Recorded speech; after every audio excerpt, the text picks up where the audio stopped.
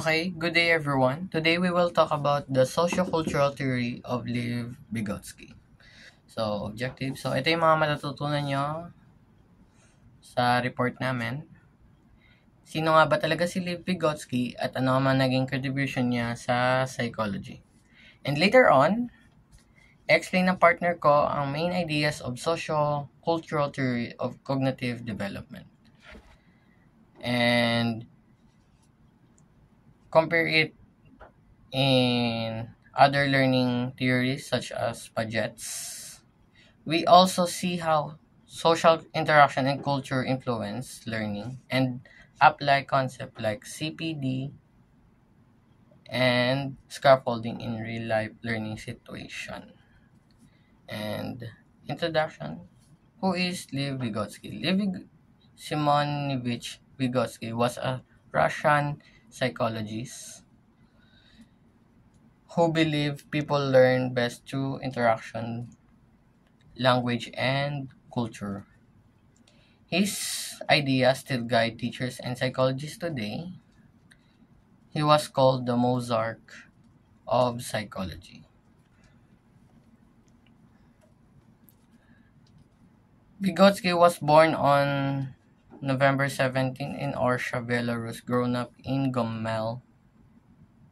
He came from a Jewish family that valued education. He was homeschooled, later attended a private Jewish school and studied law, psychology, history, and philosophy. He loved learning and understanding people. Achievements and contribution.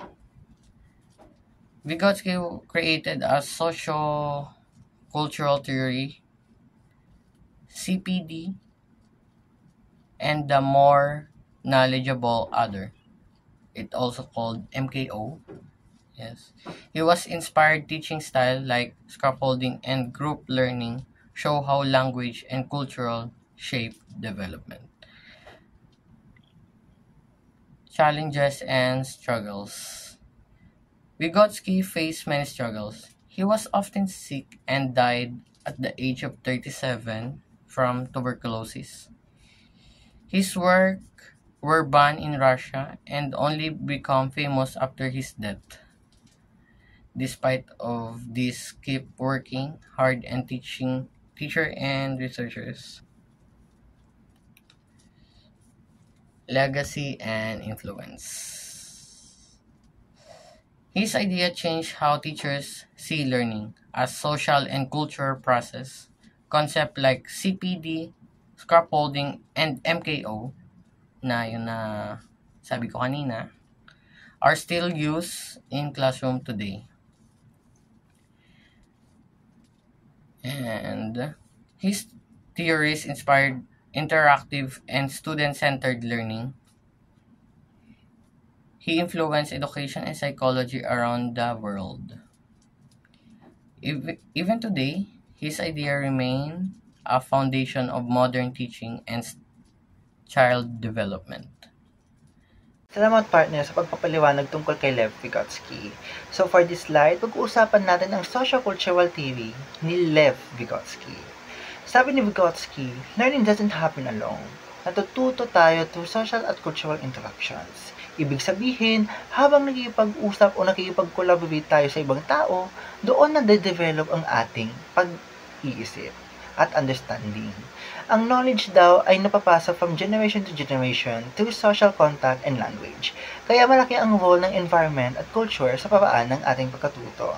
So, sa sociocultural theory, may apat tayong key concepts, which is the zone of proximal development, or known as GPD, scaffolding, MNCO, and lastly, language of tools. First key concept, zone of proximal development, or in short, ZPD. Ito yung gap o pagitan ng kaya ng learner gawin mag-isa at ng kaya niyang gawin with help from others. Dito sa zone na to, pinaka-effective ang learning kasi may challenge pero may support. For example, isang bata kaya mag-solve ng isang simple puzzle mag-isa. Pero kapag may tulong ng teacher, kaya niyang tapusin ang mas mahirap na puzzle. So, Ibig sabihin, learning becomes deeper kapag may guidance. Ang pangalawang key concept naman ay scaffolding. Ang scaffolding ay yung support na ibinibigay ng teacher or mentor para matulungan ang learner sa isang task na hindi pa niya kayang gawin mag-isa. Habang nagiging skilled ang learner, unting-unting binabawasan ang tulong hanggang kaya na niyang gawin independently. Yung pangatlong key concept naman ay yung MKO. Ito naman ay yung taong mas may alam, pwedeng teacher, parent o classmate na gumagabay sa learner habang natututo siya. Ang pang-apat naman na key concept ay language as a tool. For Vygotsky, language is the most powerful tool in learning. Sabi niya, through language, natututo tayong mag-isip, magtanong at mag-express ng ideas. Kaya mahalaga ang komunikasyon at dialogue sa classroom kapag nag-uusap at nagtatanungan ang mga bata, doon nila mas naunawaan ang mga konsepto. So after nun, we will compare about Vygotsky and Piaget. Pero silang naniniwala na active learners ang mga bata. Pero magkaiba sila ng pananaw. Si Vygotsky naniniwala na learning happens through social interaction at culture. At binibigyan diin niya ang role na language sa thinking. Samantala si Piaget, mas nakatuon sa individual exploration. Naniniwala siya na natututo ang bata sa sariling karanasan at natural development. Si Vygotsky naman ay nag-introduce ng concepts tulad ng ZPD at scaffolding na nagpakita kung gaano kahalaga ang guidance ng teacher at peers. Para sa kanya, ang society at culture ay may mahalagang epekto sa intelligence. Si Piaget naman ay nag-focus sa stages of cognitive development gaya ng sensory motor, concrete, at formal stages. Tinignan niya ang bata bilang little scientist na natuto sa pag-i-eksperimento. So sa madaling salita, si Vygotsky ay mas social at si Piaget ay mas individual. Implementation. Sa education, magagamit ang social-cultural theory sa maraming paraan. Teachers can promote collaborative learning, yung mga group activities kung saan nagbabahagi ng ideas ang students. Gamit din ang scaffolding, pwede din silang magbigay ng step-by-step guidance hanggang kaya na ng learners mag-isa. Language is also a key. Teachers can use discussion, storytelling, at questioning para mas lumalim ang understanding. At kapag konektado ang lesson sa real-life experiences at culture ng students, mas meaningful ang learning. Sa kabuuan, tinuturo sa atin ni Vygotsky na learning is a social process. Natututo tayo sa pagkikipag-ugnayan, sa komunikasyon, at sa kultura. Ang mga ideas niya tulad ng ZPD at scaffolding ay nagpapaalala sa atin na ang guidance at collaboration ay susi sa pagkatuto.